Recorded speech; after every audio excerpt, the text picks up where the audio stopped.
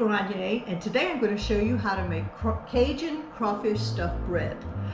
Really a delightful dish. It could be used, this bread can be a side dish or the main entree. Okay, so here's what we're going to do. We're going to make the bread first. We're going to let that rise for an hour. Then we're going to do our stuffing, our crawfish stuffing on the stove, and then we'll put it in the bread. Okay, so to begin with, you need 1 envelope of dry active yeast, or 2 1/4 teaspoons. You need 1 tablespoon of sugar, 2 tablespoons plus 1 teaspoon of vegetable oil. You need 2 1/2 teaspoons of salt, 1 tablespoon of unsalted butter, and that's it. And of course your water for your yeast. Okay, so let's begin. Okay, we're going to combine the yeast, the sugar, and 2 tablespoons of vegetable oil in this bowl. So here's our yeast, here's our sugar, and 2 tablespoons of vegetable oil. 1, 2. All right, we're gonna put that on low and just mix that up just a little bit. And we're gonna add the warm water. And this is 1 1/4 cup of warm water. Okay, we're gonna let that mix up for about a minute. Okay, after a minute, we're going to take our flour and our teaspoon of salt. We're gonna mix that together, and we're gonna start adding that on a lower speed. We're going to start adding our flour about a quarter of a cup at a time, and just let that mix through.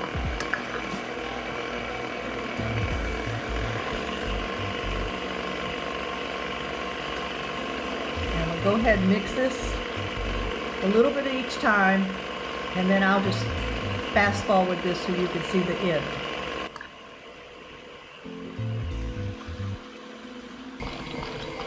It's going to start making a ball, and it's going to start like climbing up the hook, and that's when you know it's starting to knead. So you can pick up the speed a little bit and let it go.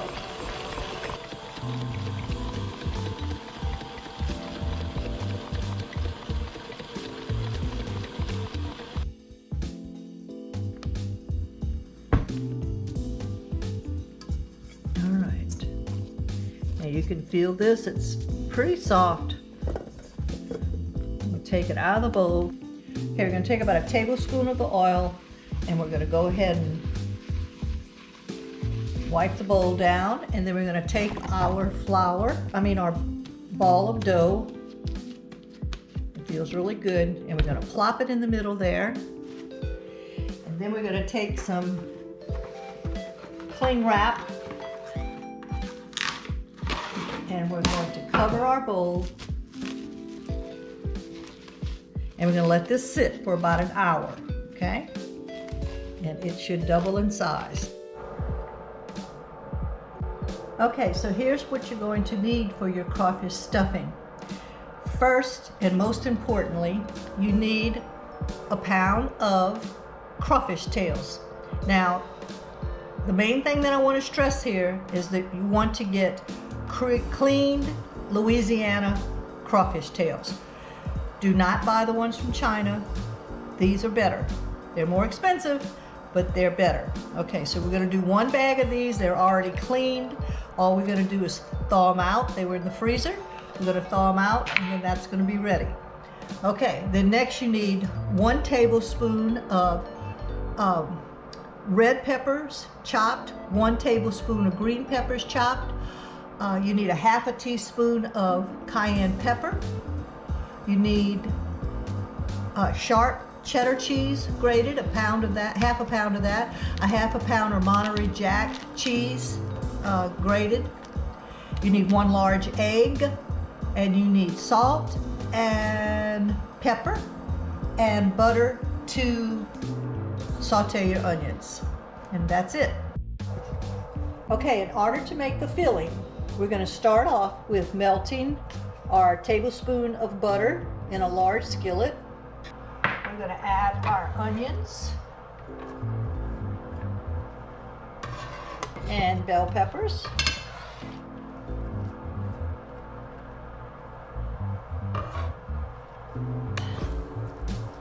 So we're going to saute this for about 4 or 5 minutes until our onions get translucent.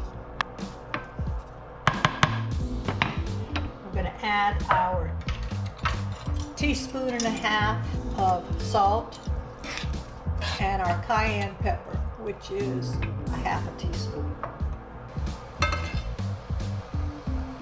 Now, of course, depending on how hot you like it, you can add more later if you don't feel like it's hot enough. But I think 1/2 teaspoon of cayenne is probably enough. Okay, after 5 minutes of sauteing, trust me, I can feel the cayenne pepper coming out.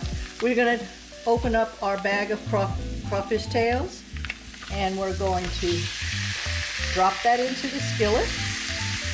Now, the crawfish tails are cleaned, but it also comes with a little bit of fat inside of the bag, and you want that because you can see as that starts to melt, that's going to be adding some pretty flavorful juices to your crawfish tails. Now, I will tell you this, if you've never eaten crawfish or you don't think you like crawfish, you can substitute this for shrimp. I just wouldn't use very large shrimp. Try to find some smaller shrimp, but you would have about the same flavor maybe, but crawfish to me is better. So it's up to you. So we're going to go ahead for about 4 or 5 minutes. We're going to cook that until it gets nice and tender. Don't want to cook it too long because then it will get rubbery, and it's going to continue cooking in the oven. So really all you're trying to do is just kind of warm it throughout. Okay, so here's our bread after an hour, and we're going to punch it down like so. All right, going to put a little bit of flour on our working pad here and turn your dough out on it. This feels wonderful and it smells wonderful. Okay, so we're going to just do a little bit of kneading here. Just flatten it out.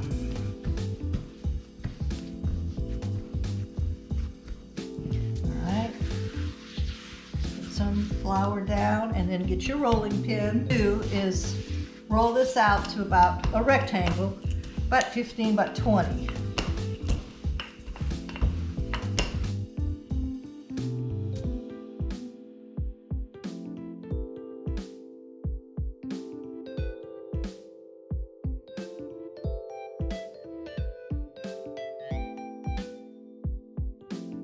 Okay, once you get a fairly good rectangle, it's not going to be perfect.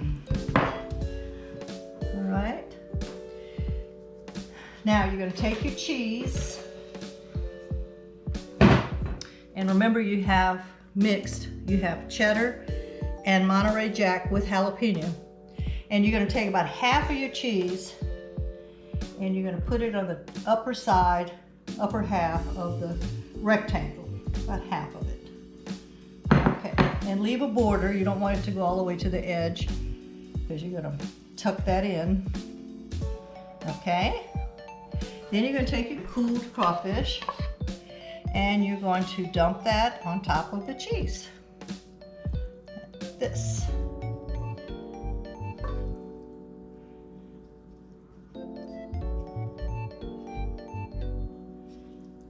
Okay.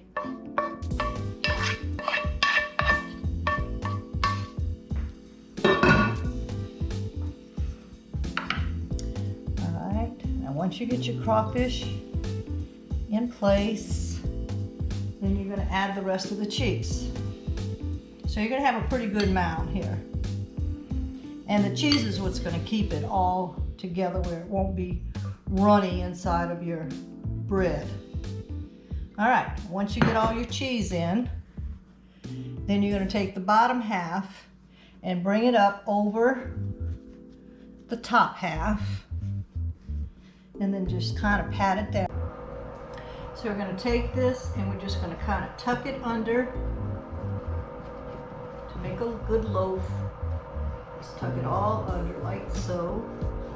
Okay, so you can transfer this over to your parchment lined baking sheet and just make sure it's tucked really good so that nothing falls out. Then from there, we're going to cut 3 good slits here across the top, like so. All right, and then we're going to take our egg, beaten egg, and we're going to brush that across the top lightly. And when this bakes, it's a beautiful bread. Okay, this is just 1 egg.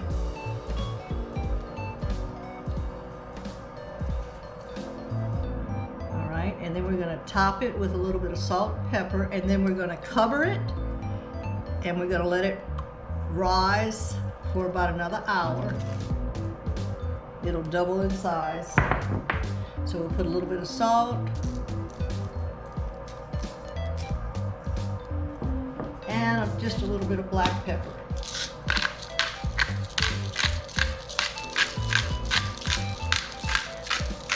Beautiful, beautiful, beautiful. Okay, so we'll cover that with some more cling wrap, or as I call it sometimes, cuss wrap.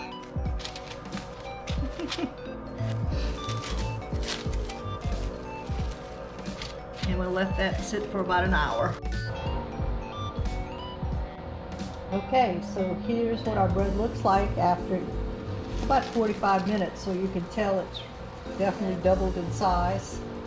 And we're going to put this in the oven now. I set my oven on the convection oven. I set it on 375, but if you're going to use a conventional oven, then set it at 400.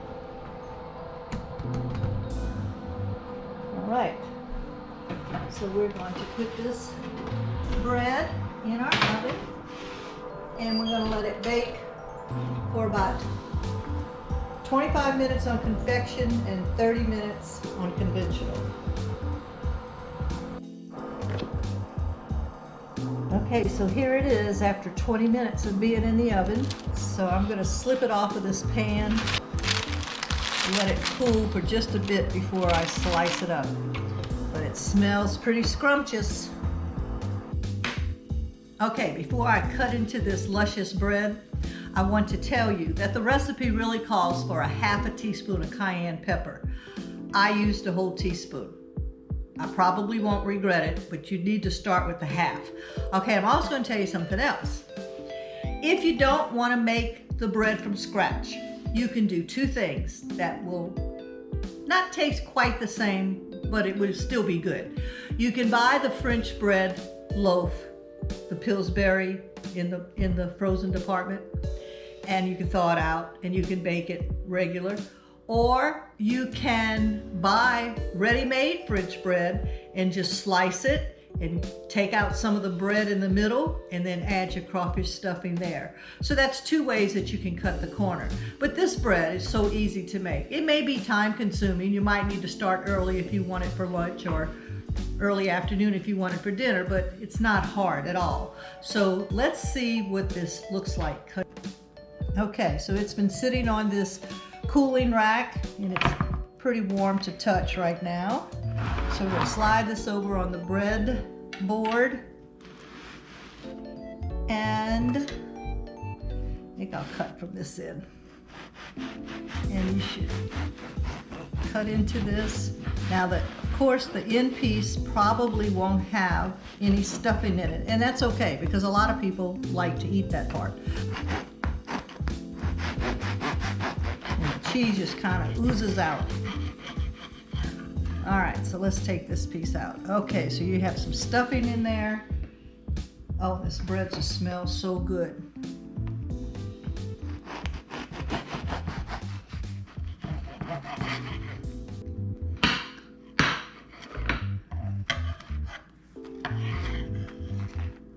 Look at that. Oh my gosh. And don't waste any of it. Put it back in there. All right, so this is your Cajun stuffed bread. and it is delicious. So I hope you enjoy it and have fun making it.